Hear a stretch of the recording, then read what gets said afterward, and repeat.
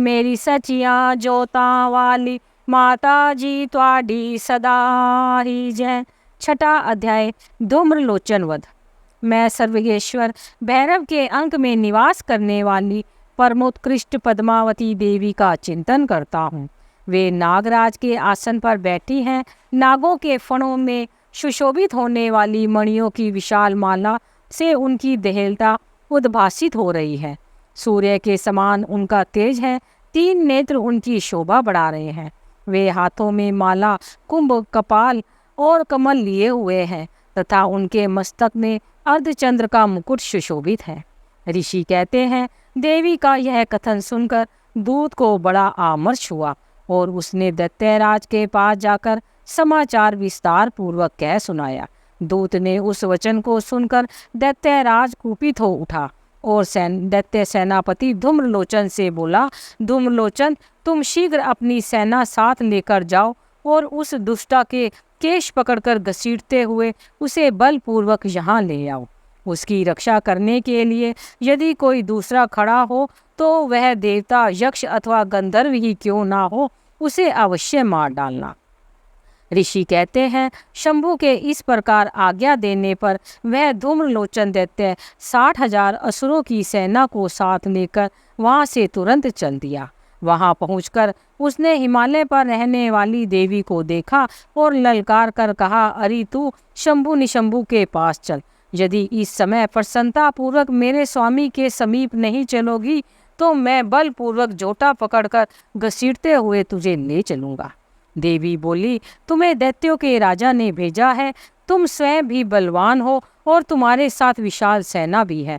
ऐसी दशा में यदि मुझे बलपूर्वक ले चलोगे तो मैं तुम्हारा क्या कर सकती हूँ। ऋषि कहते हैं, देवी के यूं कहने पर असुर धूम्रलोचन उनकी ओर दौड़ा। तब अंबिका ने हुम शब्द के उच्चारण मात्र से उसे भस्म कर दिया।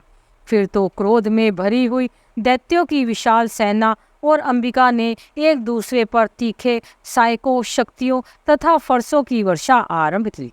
इतने में ही देवी का वाहन सिंह क्रोध में भरकर भयंकर गर्जना करके गर्दन के बालों को हिलाता हुआ असुरों की सेना में कूद पड़ा। उसने कुछ दैत्यों को पंजों की मार से, कितनों को अपने जबड़ों से और कितने ही महादैत्यों को पटक कर होठ की दाढ़ों से घायल कर कर मार डाला। उस सिंह ने अपने नखों से कितनों के पेट फाड़ डाले और थप्पड़ मारकर कितनों के सिर धड़ से अलग कर दिए। कितनों की भुजाएं और मस्तक काट डाले तथा अपनी गर्दन के बाल हिलाते हुए उसने दूसरे दैत्यों के पेट फाड़कर उनका रक्त चूस लिया। अत्यंत क्रोध में भरे हुए देवी के वाहन उस महाबली सिंह ने क्षण भर में ही असुरों की सारी सेना का संहार कर डाला। शंभु ने जब सुना कि देवी ने धूम्रलोचन असुर को मार डाला तथा उसके सिंह ने सारी सेना का सफाया कर डाला, तब उस दैत्यराज को बड़ा क्रोध हुआ। उसके होंठ कांपने लगे। उसने चंड और मुंड नामक 2 महादैत्यों को आज्ञा दी, हे चंड और हे मुंड, तुम लोग बहुत बड़ी सेना लेकर वहां जाओ और देवी के जोटे पकड़कर उसे बांधकर शीघ्र यहाँ ले आओ।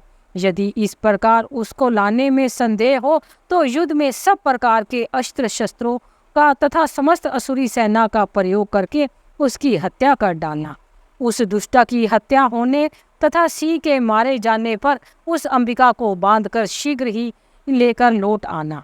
इस प्रकार श्री मार्कंडेय पुराण में सर्वणिक मनवंतर की कथा के अंतर्गत देवी महात्म्य में धूम्रलोचन वध नामक छठा अध्याय पूरा हुआ।